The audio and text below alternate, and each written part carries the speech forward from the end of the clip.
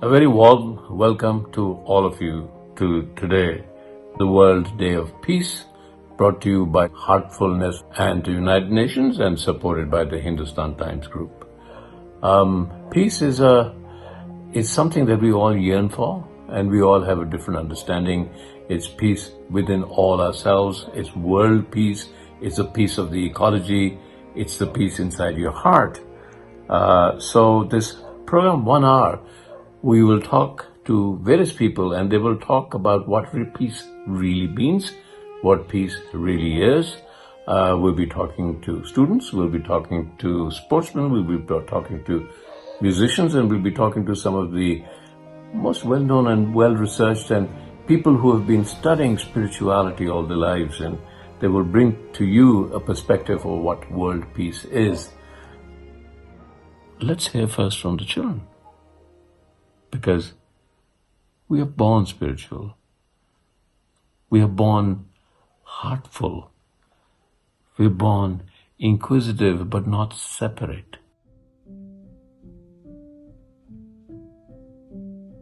I feel most peaceful and calm when I am with animals.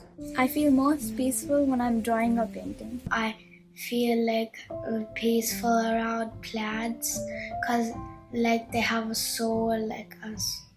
When I'm riding a bicycle. The wind blowing through my hair, the greens, the flowers. I just love them. World Peace by Katherine Johnson. Peace on earth begins with me. Peace is real, it's meant to be. We are one big family. Peace brings us harmony. I feel peaceful when I'm sleeping. Last week, we were working on a project called Living in Peace and Harmony with Nature and Yourself. That's a pretty long name. I agree. We learned a lot by this project. For example, to think and care about nature and other people. If I had 3 wishes, they would be to have peace all over the world, that all children know their rights, and that all children have education. We don't need war or pollution. We need a lot more peace. Our message is, take care of the children in your country to help them feel as good and safe as possible. Thank you very much.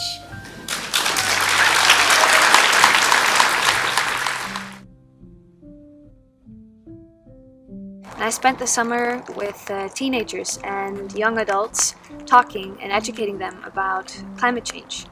And their request was quite simple, that us adults listen more to their ideas, to their concerns and what they have to say on the matter. And we started thinking about, why do we know all these facts about what's going on, but we still continue to live our lives? And we came to the conclusion that is because we lack space between our thoughts to actually reflect on the situation, that we lack the peace, in other words, to take the time to reflect and think about where we're heading and how we want to build a better world. Et depuis des millénaires, nous savons faire la guerre parce qu'on s'y implique, on s'y emploie, on s'y forme, on s'y discipline. Eh bien la paix, c'est pareil. On peut faire la paix si on s'y emploie, si on s'y discipline. C'est de cet ordre-là. Et imaginez simplement la puissance de transformation qu'il y a en nous, en chacun de nous, si chaque enfant qui va à l'école, à côté de lire, écrire et calculer, qui sont les piliers fondamentaux de l'apprentissage, puisse apprendre à savoir qui il est, comment il se sent, quelles sont ses émotions, qu'est-ce que ces émotions disent de lui, quels sont ses talents, comment les mettre joyeusement au service de la vie communautaire. Education for peace, isn't that the most important thing today for the future of humanity and the future of our planet? Today we know that we can teach peace to children. It is actually something that we learn.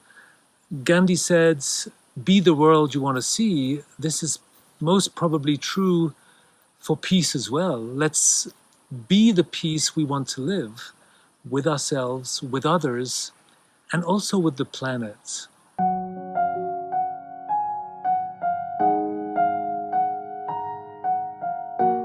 Music and nature has always been one and the same, and also I found a very deep connect with nature as a child. When my friends and relatives would run away from seemingly dangerous and creepy crawly animals like snakes and reptiles and rodents, I was always very drawn towards them, and I would look into their eyes. I would try to see personality in every single animal, and from a very young age it has always been it's never been their world and my world. I've always looked at it as being our world, and that's how I grew up. Because if you look at the word coexistence itself, coexistence is such a vague term and yet a vast term. When we think about coexistence or the world is one family, the only thing that comes to our mind is living in peace and harmony between Hindus, Muslims, Sikhs, Christians, Jews, Buddhists, basically different parts of the human race, because somewhere along our journey we've completely forgotten that we are not the only species on this planet. We are just one among millions and millions of species on this planet, and living in absolute coexistence with every single entity, whether living or non-living, is key to our own survival.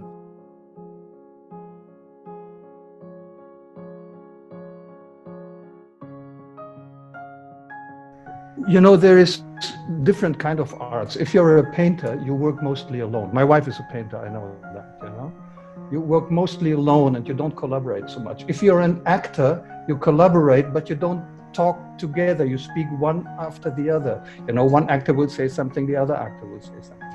In music, we are truly blessed because we speak together. We sing together. I've discussed with Shashank about harmony, for example. As you know, harmony is a European parameter of music. It has been developed here in Europe, and it makes a whole lot of difference for playing together, because even as a kid, you learn if you play an instrument with one note, let's say a flute or a violin, that's nice. But three kids with three different notes produce harmony, and you learn that at an early age. And then you learn, oh, this is much more than the three notes each one plays alone.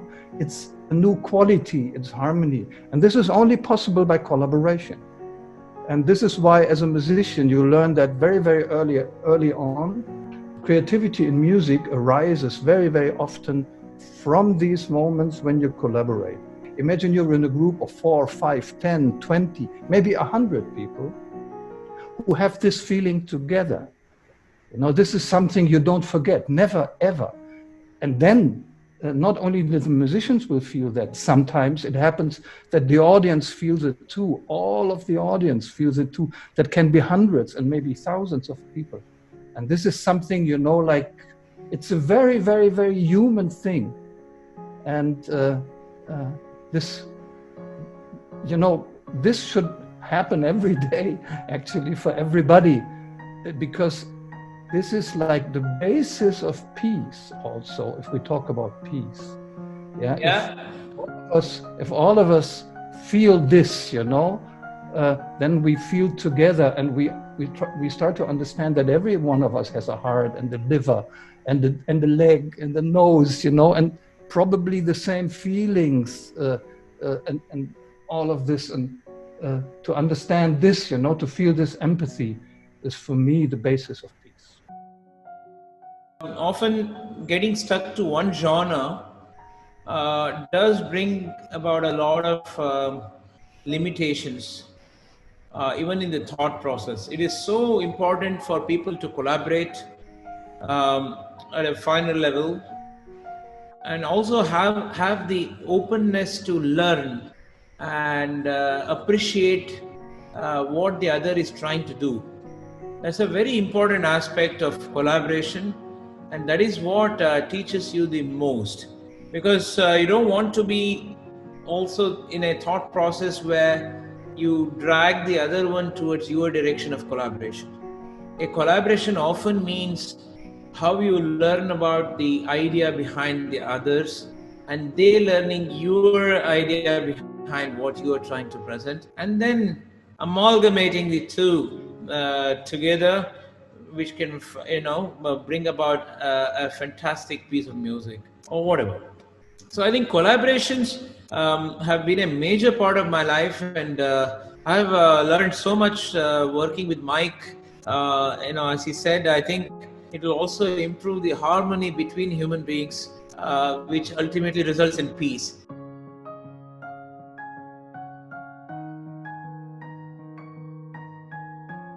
I'd say that sense of distance and disconnection is an illusion that we cannot afford. Our world is becoming so small and so interconnected that all of our big problems are global problems. They're problems for all of us. So just as a matter of self-interest, we have to care. But I think at a deeper spiritual level, if you believe, as I do, that every person is a sacred being, that the earth is a sacred gift, we have to care, we have to love. And the sense of distance is just illusory. And I'd say that can seem daunting if you confront all of these challenges, but I don't think it has to be. In fact, I think it can be joyful. And where I'd start there is to say, none of us can do everything, but all of us can do something. And if enough of us do something, it adds up to a comprehensive global effort to address all of these problems. Don't focus on the separation, focus on the connection. And I'll just close by saying one of the wonderful things, the silver linings of this pandemic experience, is we're all getting much more comfortable connecting like this, connecting virtually. And we're learning that it's as easy to make a new friend on the other side of the world as it is on the other side of town. And that knitting together of a global network of loving relationships is the key to peace.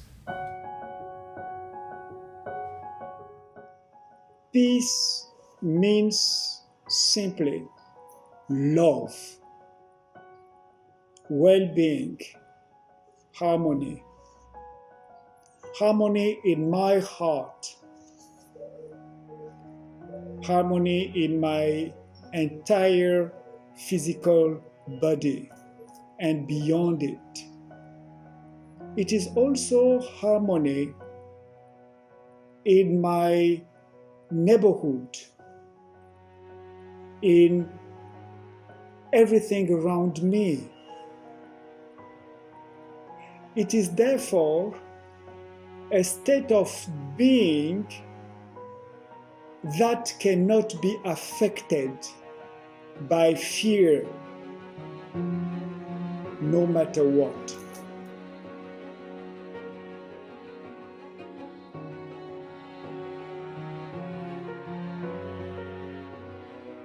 May I ask one question to a footballer of your caliber?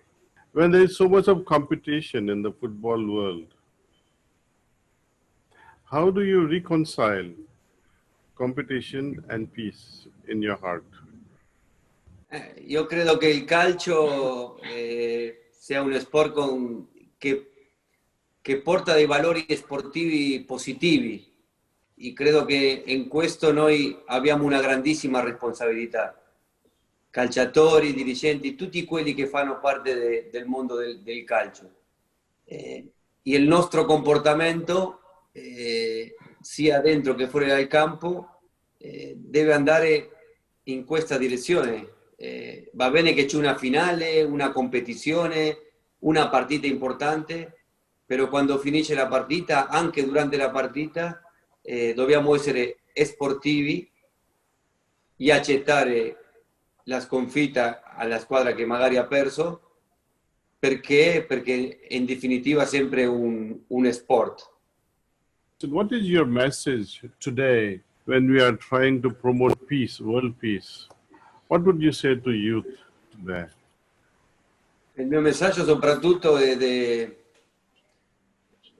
sempre prima di tutto ai giovani, di credere in se stessi, di non smettere mai di sognare, di cercare sempre la strada giusta, la strada quella che ti porta dove dietro c'è una grande cultura del lavoro ad avere dei successi, sempre rispettando i veri valori umani, perché io sono convinto che i valori umani sono quelli che fanno la differenza, perché uno può essere più bravo che l'altro, però la differenza la fanno le persone e i valori che riescono a trasmettere.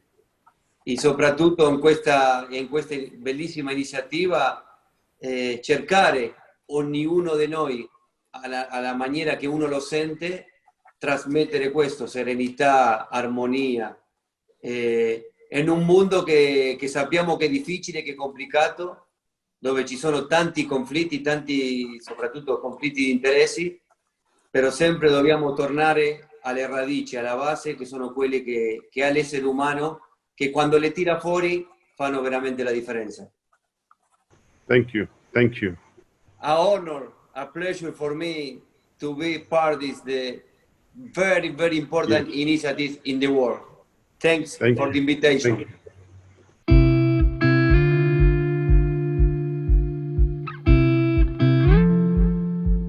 Well, football's taken me all over the world. 3.5 billion people of us love football. World leaders, toddlers, tribes in the Amazon, youth, your friends, our friends. Football brings people together. In the professional game, on the terraces, in parks, in back gardens, scrublands, playgrounds, conflict zones, anywhere big enough to kick a ball around. And because it brings people together from all backgrounds, religions and countries, it creates friendships, bonds and breaks down barriers between people and creates natural core shared values.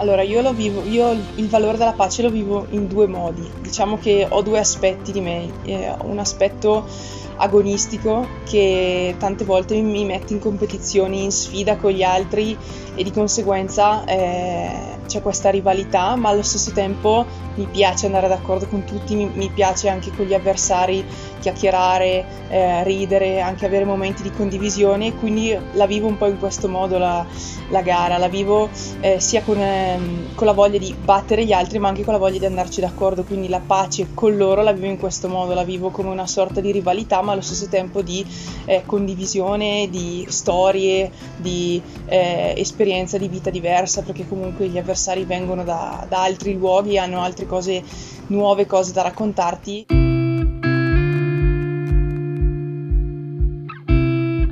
Io ho iniziato quest'autunno il percorso della meditazione e mi è subito piaciuto, mi sono subito trovata bene, ho subito sentito come se fosse un piccolo cambiamento in meglio, cioè di benessere che mi ha dato proprio dentro di me, e alla fine io credo che anche per quello che riguarda il mio sport, cioè noi trasmettiamo se stiamo bene dentro, quindi cioè come se riuscissimo a stare bene se dentro siamo sereni. Se invece una persona magari non è tanto serena o agitata o cosa, alla fine lo trasmettiamo anche sugli sci e quindi di conseguenza anche i risultati possono variare anche in base a questa cosa.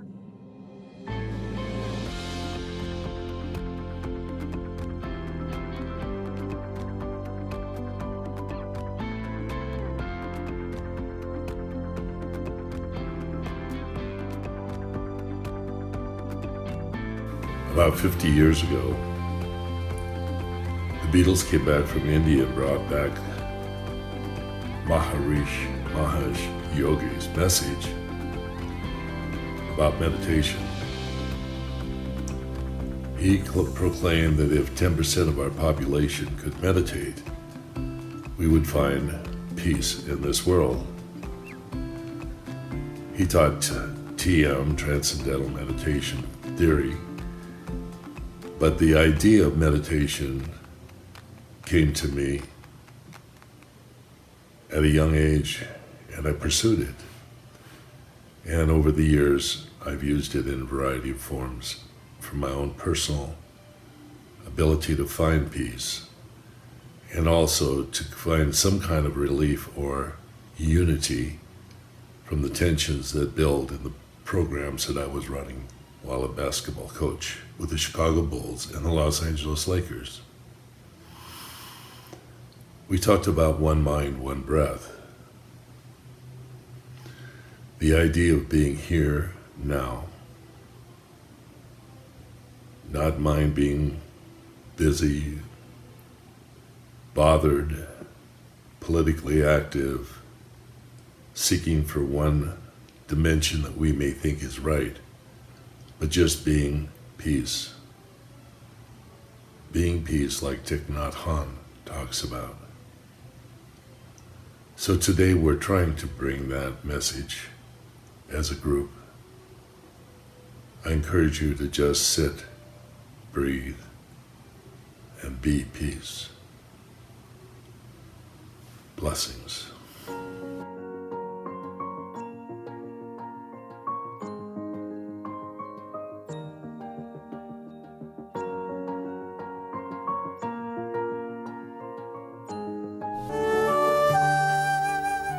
പ്രേമസ്വരൂപികളും ആത്മസ്വരൂപികളായിരിക്കുന്ന എല്ലാവർക്കും നമസ്കാരം. ലോകത്തെവിടെയും ശാന്തി പുലരട്ടെ. തലചായ്ക്കാൻ ഒരു വീടും വയറ് നിറയ്ക്കാൻ ഭക്ഷണവും എല്ലാവർക്കും ഉണ്ടാകട്ടെ. നന്മയും ഐശ്വര്യവും ആരോഗ്യവും ആനന്ദവും ശാന്തിയും സമൃദ്ധിയും എല്ലാവർക്കും ഉണ്ടാകട്ടെ. പ്രകൃതി മാതാവ് നമ്മുടെ തെറ്റുകൾ പുറത്ത് പ്രകൃതിക്ഷോഭങ്ങളില്ലാത്തൊരു കാലത്ത് നമുക്ക് പ്രദാനം ചെയ്യട്ടെ. ഇതൊക്കെ നടക്കുന്ന കാര്യങ്ങളല്ലെന്ന് മക്കൾ ചിന്തിച്ചേക്കാം.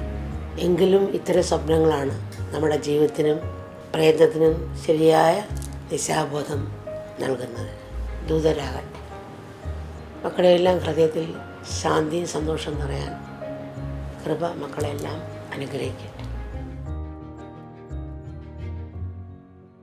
The impact of having that many people meditating would be extremely positive for me, because there will be a power, a strength that would come out from all those different identity who are trying to reach the same goal, the same unity points, that I think could uplift the entire world. And what it made me think would be, I would say, a drawing, a Picasso drawing, that would be this beautiful drawing he did of two hands, reaching together. I think this is this notion of, because of COVID, we cannot touch each other, and touching is an extremely important sense that is missing, but we can still do the same thing at the same time, and being fully connected to a point of our virtual skin can touch one another. And all those bodies connected will create one body that will be one humanity body. And I think this would really uplift our willingness to simply get to reach one peace and one happiness.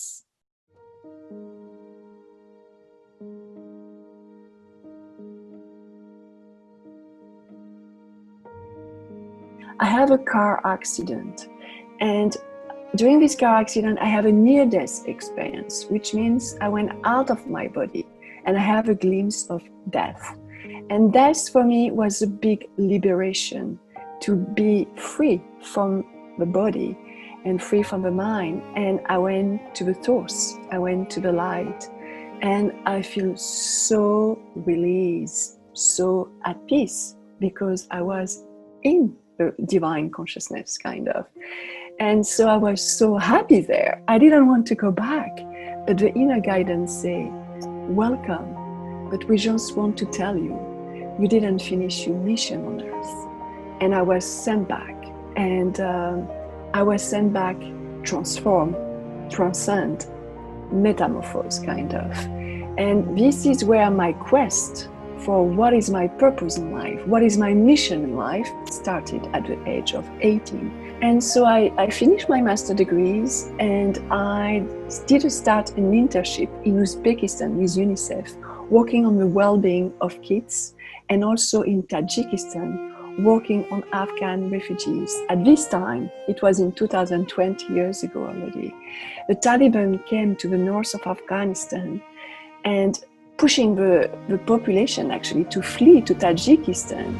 And when I met these Afghan refugees, so noble, so hospitable, so at peace despite the conflict, despite the violence, they were just radiating peace. I said, who are these people? They have nothing and they give you everything, because they fled with the kids and the cattle and some wheat in the pocket. And with the mud, they did a tandoor oven. And with the wheat, they made a beautiful naan, like bread. And just to thank us to come and bring blanket, food, tent, vaccination for the kids, they gave all the bread. And I said, well, I cannot eat your bread. You have nothing. And so this is Afghan hospitality. You should take the bread. Hi, I'm Nadia Nadim. I'm a professional football player, play for the Danish national team and Paris Saint-Germain in France. Of course, I didn't have the easy start in life. Born in a country, war-torn country. I saw my dad being killed, in a really young age, and we had to escape for our lives. To survive, to have a life, we had to leave the country. We were searching for the peace that we didn't receive in the country I was born. So for me, inner peace has been like a huge, important thing in my life, because things I've experienced as a young child is not something that you wish for anyone.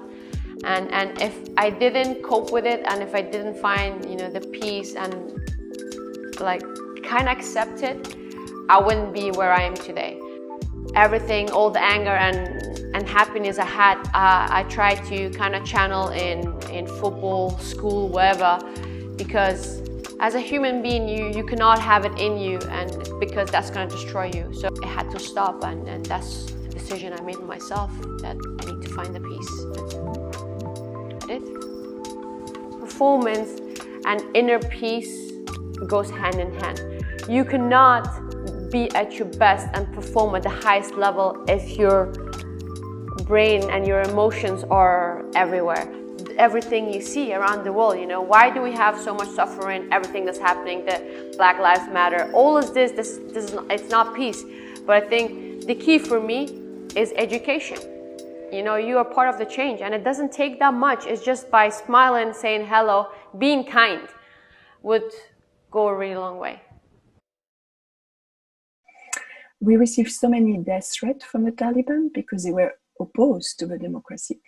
3 of my international colleagues got kidnapped in front of my office.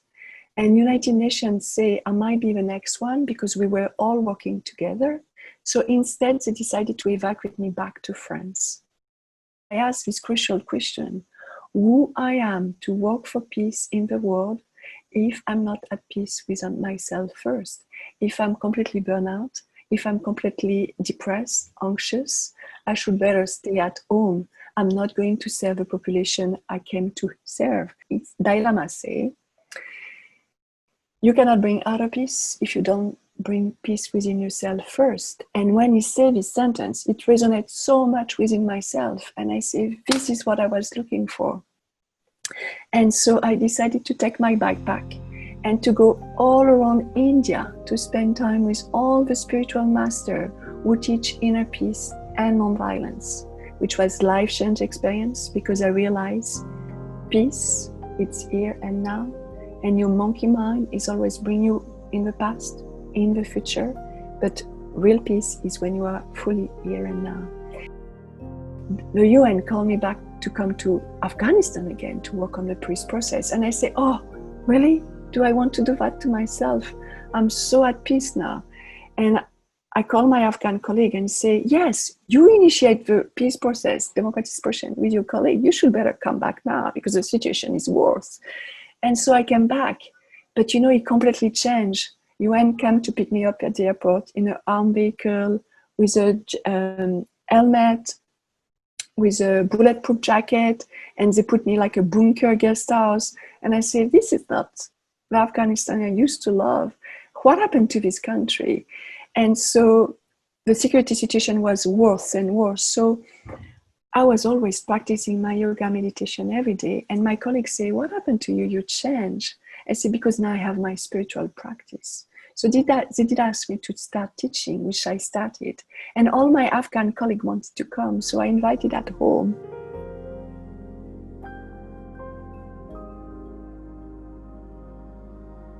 Conflict is not the opposite of peace, and peace does not require eliminating all conflict. Often, it is the presence of conflict that can invite us to encounter, to dialogue, to engage our humanness, and to recognize each other as human beings, as a part of a we. With this mutual recognition, we can transform a conflict towards innovation and a positive change.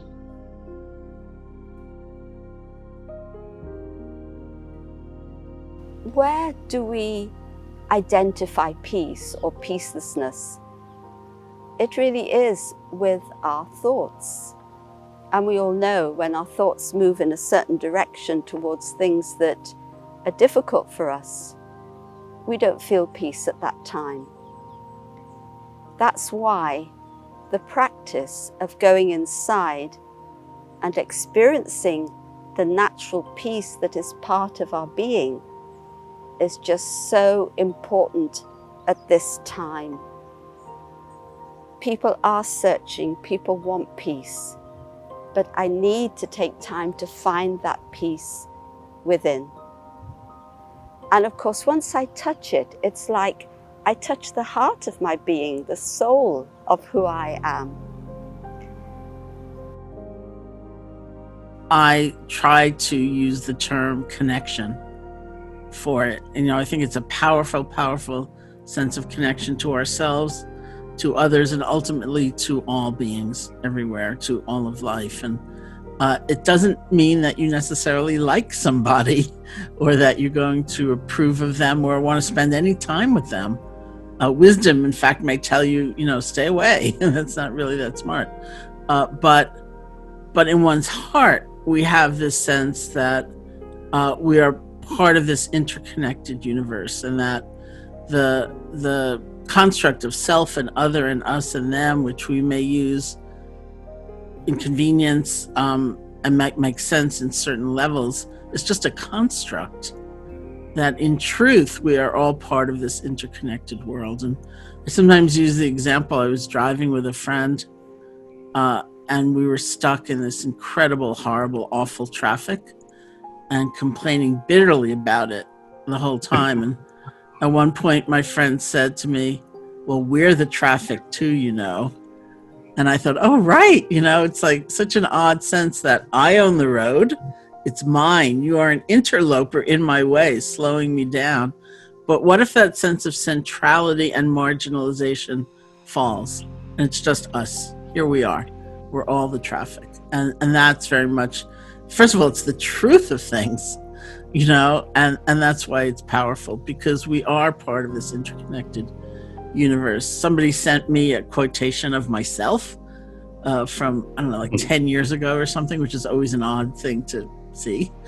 And in the quotation, I said something which I say a lot, which is that interconnection is not just a spiritual understanding, that science shows us this, economics shows us this, environmental consciousness certainly shows us this, and even epidemiology shows us this. So I have friends who are epidemiologists, and so I use that example. And people used to say to me, what's epidemiology? And why are you talking about that? And, again, here we are. Look at that.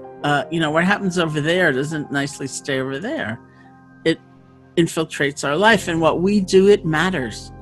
Where we put our energy, what we care about, what we're devoted to, because it too will infiltrate out along these lines of connection. So loving kindness, or metta, is the heart's response to that knowing, that deep knowing that our lives are intertwined. And the corollary of that is that everybody counts and everybody matters. Not everyone will be my best friend, with the person I seek to spend time with, but everybody fundamentally counts. And so we offer loving kindness. It's a meditative technique to ourselves, to those who've helped us that maybe we take for granted, to friends, to those who are having trouble, who seem full of fear or some problem. We offer loving kindness to those we hardly know, somebody who plays some role in our life we're normally indifferent to. We offer loving kindness to those we have difficulty with, not in the sense of may you triumph, but recognizing that our lives are intertwined. And we offer loving kindness to all beings everywhere.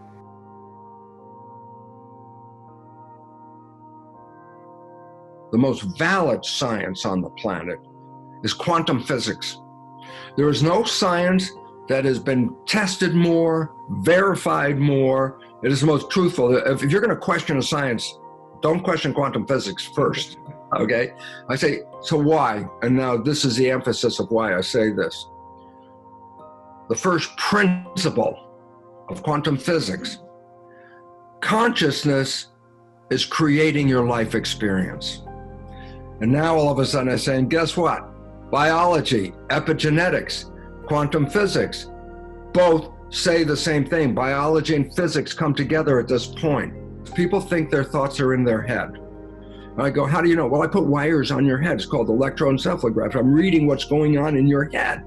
And then I go, and there's a new device that reads brain function. It's called magnetoencephalograph. And I say, why is that relevant? Because the probe is not in your head. The probe is out here. And I go, stop. What the hell does that mean? Just stop. I go, my thoughts are not contained in my head. My thoughts are broadcast into the field. So I am creating a field of consciousness around my head, okay? And then, now here's a quote that I always love. This is an Albert Einstein quote. The field is the sole governing agency of the particle. I say, what does that mean? The field is the invisible energy around us. The particle is the expression of energy as matter, okay? It's not real matter, it's an energy, okay? Because everything is energy, quantum physics, okay? But what does it say? The field, the invisible energy, is the sole governing agency of that particle. So I say, that. What does it mean? I say, your thoughts are a field, and it's shaping this particle called the body. That's quantum physics. So one day I was walking down the beach. There was a little wind blowing, and suddenly, as the wave came in, a drop of water flew off the wave and came and settled on my finger. And I had a conversation with the drop of water that came on my finger, and I said, hello, ocean. And the drop said, what do you mean, ocean? I said, you just came on my finger. You're the ocean.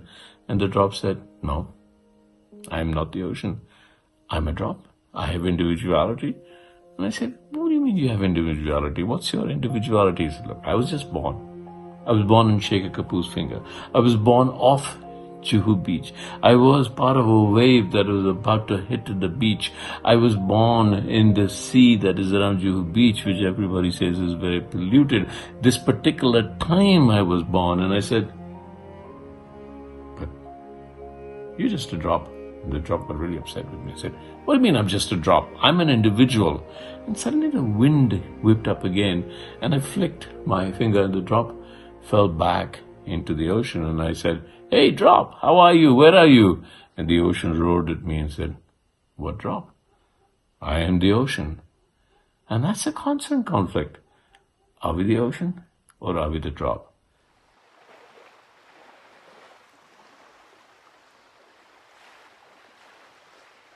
Purity, peace, power, love, happiness, knowledge, and bliss.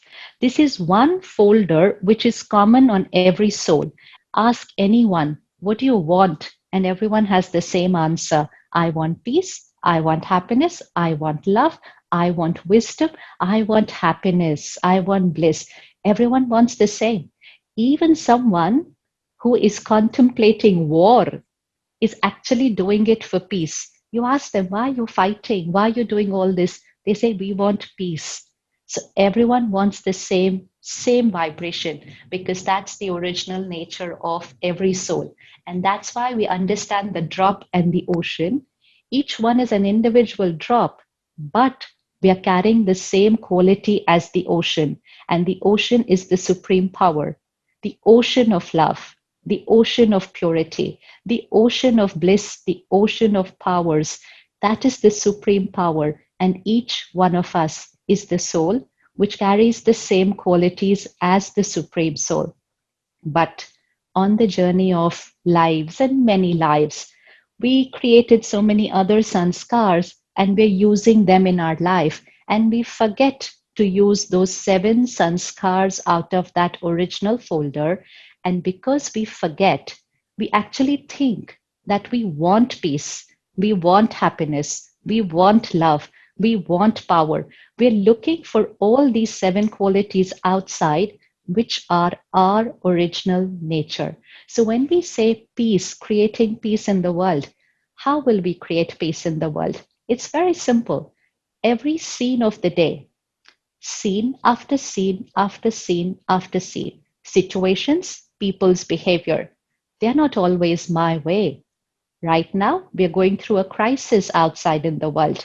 But if I create a thought which is peaceful in nature, in my response to the situation and to people's behavior, then my response is out of my original nature of peace. And when I'm creating that response, I am creating peace, I'm experiencing peace, I am radiating peace. But if I do the opposite and I create my reaction through stress, I create my reaction through irritation, I create my reaction through anger, through impatience, then I'm creating the opposite of peace. And we need to remember this, that we are contributing to creating the opposite of peace when we respond to situations through these uncomfortable emotions. And when majority of us created this stress, anger, anxiety, and we radiated it on the planet, then it was not only we who were not at peace, it's the universal vibration of the world which is not at peace. Because my mind is not just my mind, it is a part of the world mind. If you put all the minds together, so that's where the ocean is. Put all the minds of the planet together. So you put 700-800 crore minds together. That's the world mind. And my mind is one of that world mind. So whatever vibration I create, it is not just inside, it's radiating to the world mind.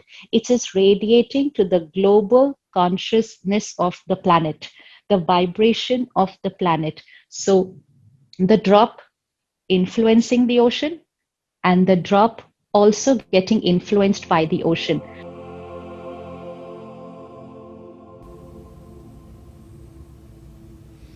Yes, the message I'd like to share, and it comes from my own lived experience over many years now, is that the most joyous and deeply satisfying thing any of us can do is to commit our lives to this cause of love and peace building, of building a world in which everybody can flourish.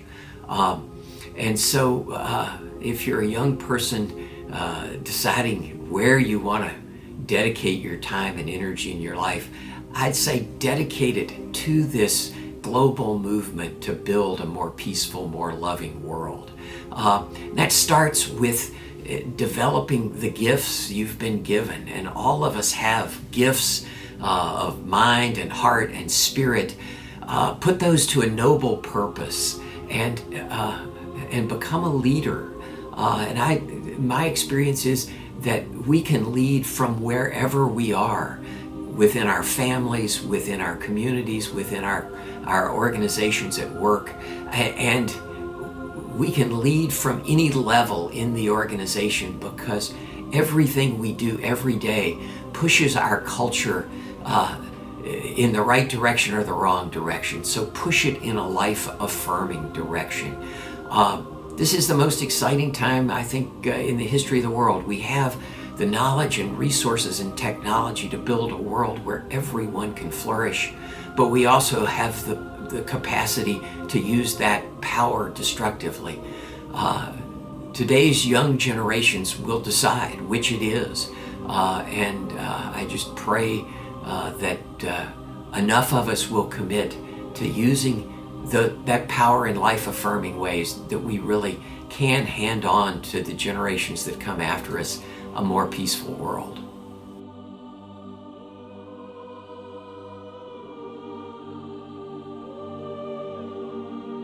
There's a belief that for many people on this planet, that when you die, you can go to a place called heaven. And I say, what's heaven? I say, well, each individual has their own definition, so it's each individual's version of heaven. And I want to suggest something based on the new biology and the physics. You don't die and go to heaven. You are born into heaven. This is where we came to create. And I say, when you are empowered and operating from your conscious mind and running your life, that's usually expressed in something called the honeymoon. When people let go of their programs and their life was blah, blah, blah, blah, and they meet somebody and 24 hours later, it's like, oh, it's so wonderful. Life is beautiful. Everything is beautiful. And I go, 24 hours after a whole life of blah, blah, blah. What happened? I say, because as in the Honeymoon Effect book, what it talks about is this is the one time in your life where you stop playing programs and you stay mindful. Yeah.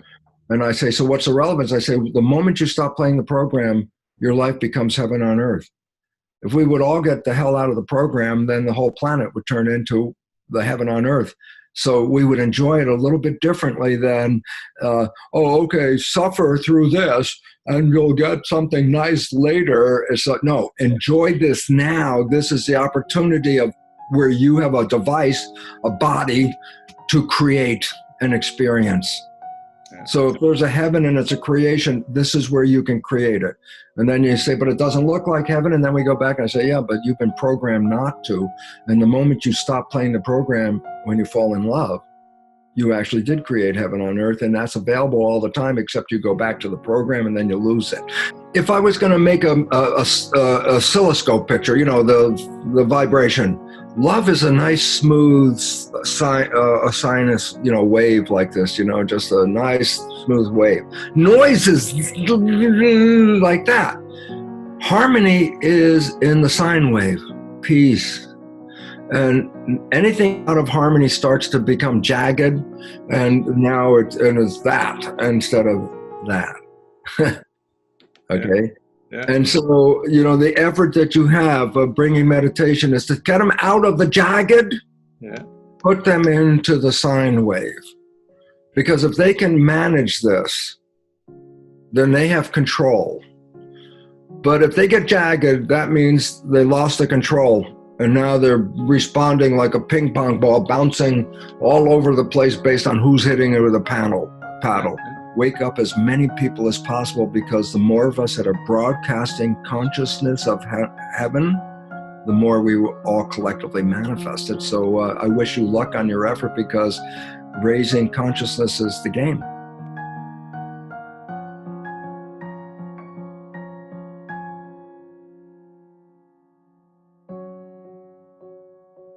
Raji, it's a great honor to be with you and celebrate World Peace Day.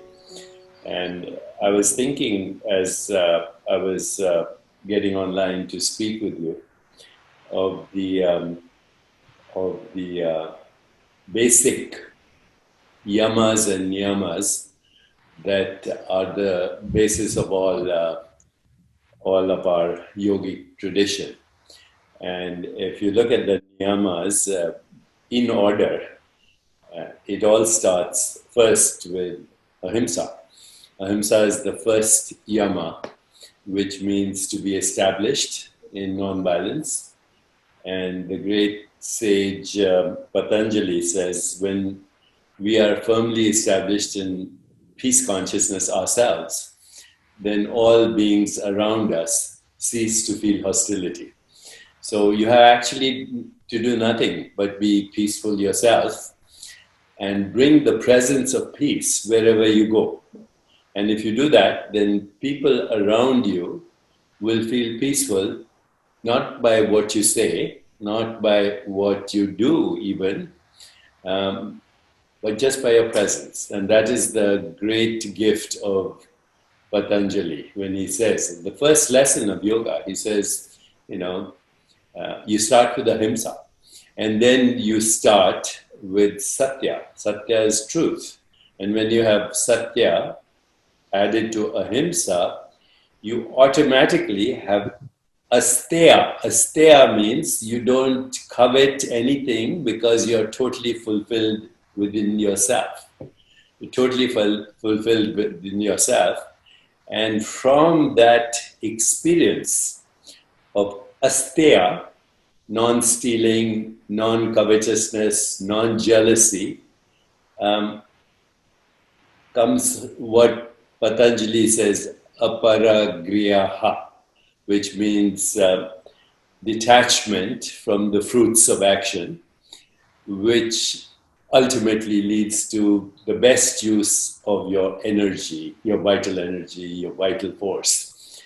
And so on World Peace Day, I think it is very appropriate for us to celebrate the great yogi traditions of India, who also talk about the niyamas, cleanliness, sauchna, fulfillment that comes from self-study or swadhyaya, swabodhya, or the effulgence that comes from the radiation of peace, and ultimately results in what we call oneness with our source.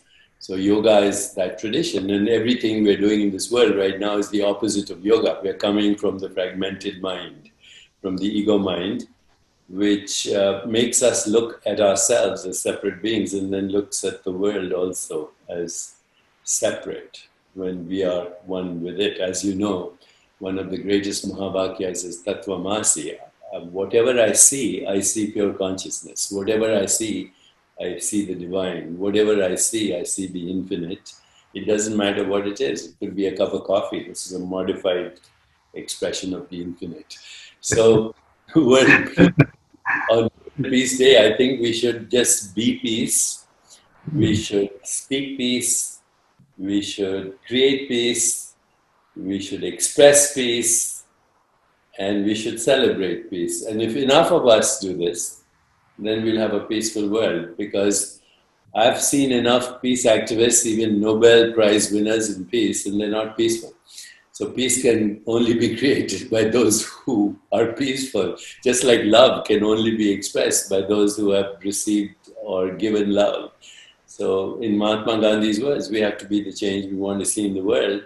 And if there is a critical mass of that, and that's why we're having this conversation, then hopefully we can reach a more peaceful, just, sustainable, healthier, and joyful world. Because right now, the world is very divisive, very quarrelsome, all within ideological conflicts. All the conflicts, whether it's communism, socialism, capitalism, these were good ideas meant for humanity, but human beings corrupt them because they come from selfishness, basically. Me, mine, everything is me, mine.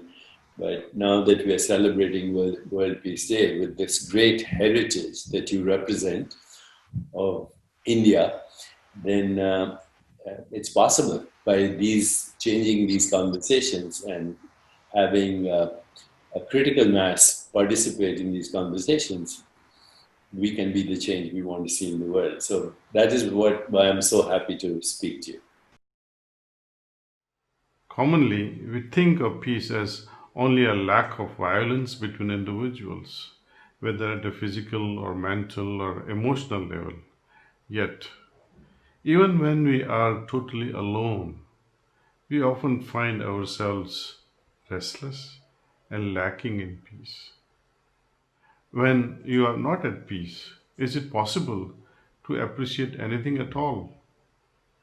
Your restlessness will prevent it. When the mind is calm and ripple free, it can create. There is a sloka from Bhagavad Gita, chapter 2, verse 66, which inspires me greatly and deeply. Nasti buddhir yuktasya na chayu vaktasya bhavana na chabhavayataha santir santasya kuta sukham. It means there is no wisdom without harmony, and without harmony there is no contemplation, or vice versa. Without contemplation there cannot be peace. How can there be joy without peace? This is Lord Krishna saying. Peace and joy are innate qualities of the soul, but it is through meditation that we create the conditions that allow them to blossom. With the support of yogic transmission, the specialty of this path, the heartfulness way of meditation, it takes us on an inner journey in which we make a contact with the soul and pleasantly have our first real experience of peace. Try it. It is so beautiful that often we want to stay immersed in that peaceful state and never come out of it. But world has to go on, so we come out. However, there is something even grander than remaining immersed in deep peace. By making that peace dynamic, we got to make peace dynamic and expressing it in action.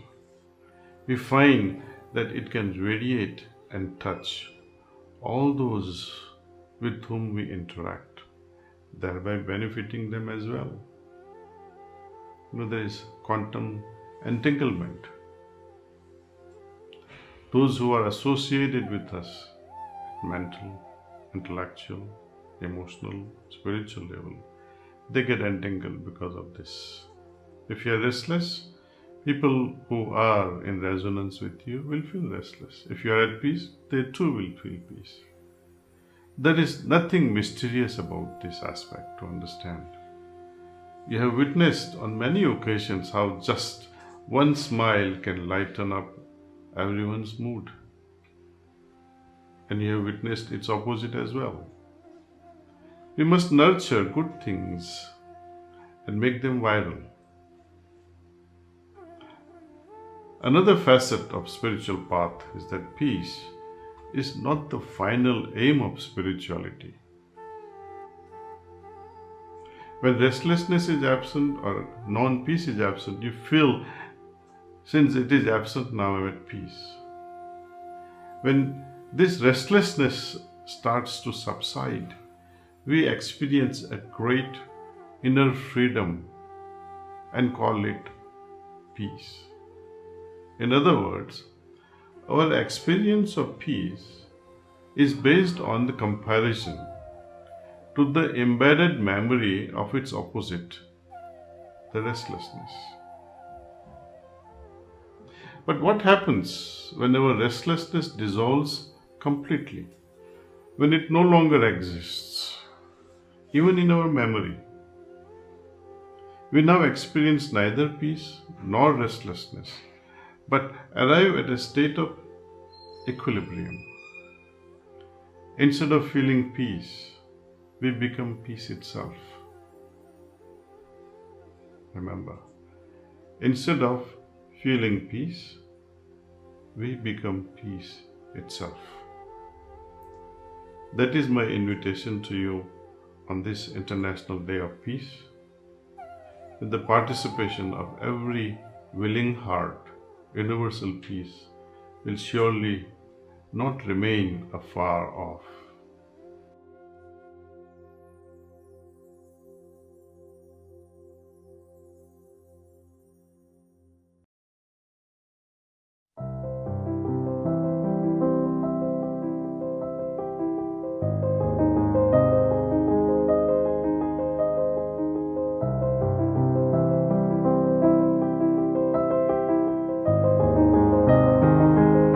Sejam todos muito bem-vindos e obrigado por juntarem-se a nós com seus corações e sua visão para promover a paz ao redor do mundo. Certifiquem-se que estão sentados confortavelmente. Vamos começar com a prática simples do relaxamento Heartfulness. Assim que se sentir relaxado, você será guiado para a meditação Heartfulness. Meditaremos todos juntos em silêncio e assim poderemos sentir a paz emergir quando voltamos nossa atenção para dentro e mergulhamos profundamente em nossos corações. A meditação terminará quando você ouvir "Isso é tudo". Por favor, permaneça sentado em silêncio por alguns momentos após o término da meditação para sintonizar-se com o que sente. Isto ajuda a absorver a experiência e a ampliar a atmosfera pacífica que se constrói quando meditamos juntos. Então, sente-se numa posição confortável e feche os olhos suave e delicadamente. Comece com seus dedos dos pés. Mova seus dedos dos pés. Agora sinta-os relaxar. Imagine a energia calmante e curativa da terra entrando pelos pés, subindo, passando pelos tornozelos e subindo até os joelhos, relaxando toda a parte inferior das pernas. Sinta essa energia de cura subindo pelas pernas e coxas. Relaxe suas coxas. Agora relaxe profundamente seus quadris, a parte abdominal e a cintura.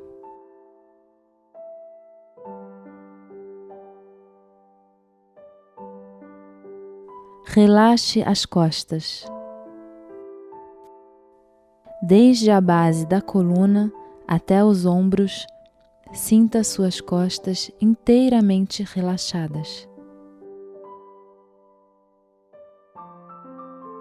Relaxe o tórax e os ombros. Sinta seus ombros totalmente soltos e relaxados e como todas as tensões estão se dissolvendo.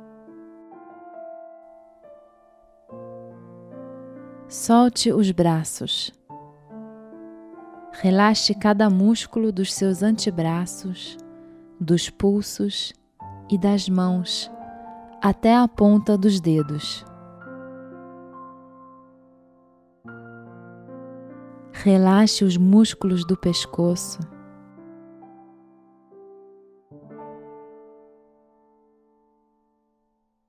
Leve sua atenção para o rosto.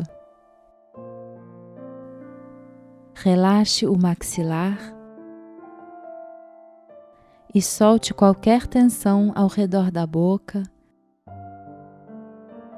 nariz, olhos, orelhas, músculos faciais, testa.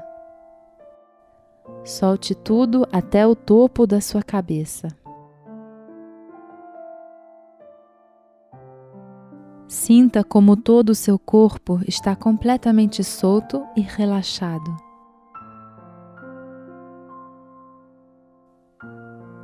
Examine seu sistema da cabeça aos pés.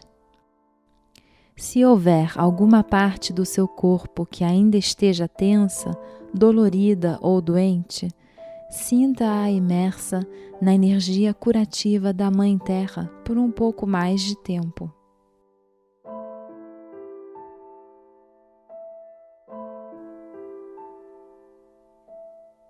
Quando estiver pronto, leve sua atenção para o coração. Permaneça um tempo aí. Sinta-se imerso na luz do seu coração.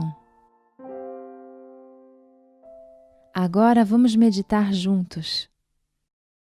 Faça a suposição de que a fonte de luz está presente em seu coração e que ela está atraindo sua atenção para dentro dele. Relaxe suavemente com esse sentimento.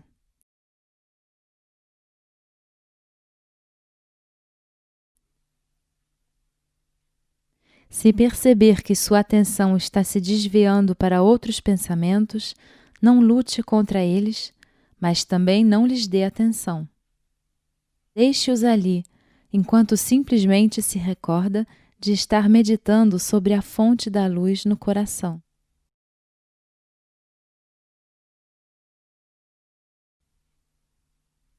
Permita-se mergulhar mais fundo.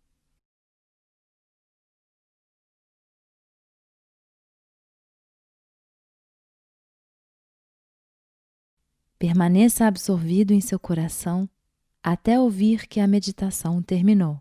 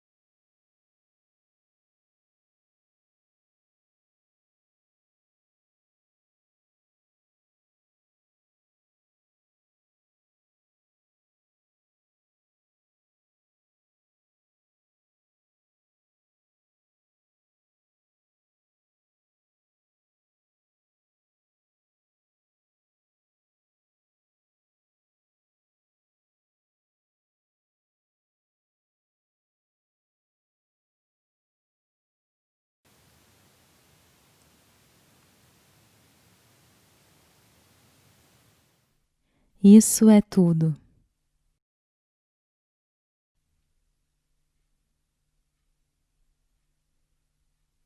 Mantenha os olhos fechados por um pouco mais de tempo e sintonize-se com o que sente.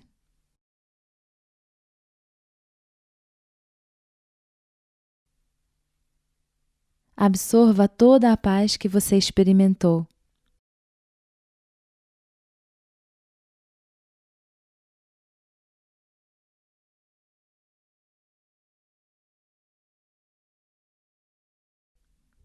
Agora, imagine que esta paz está se expandindo para todos e para tudo ao seu redor.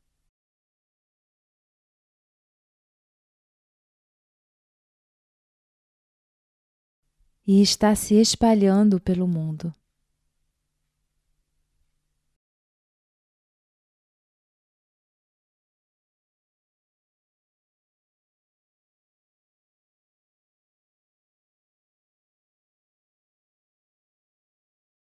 Quando abrir os olhos, reserve um tempo para desfrutar da experiência.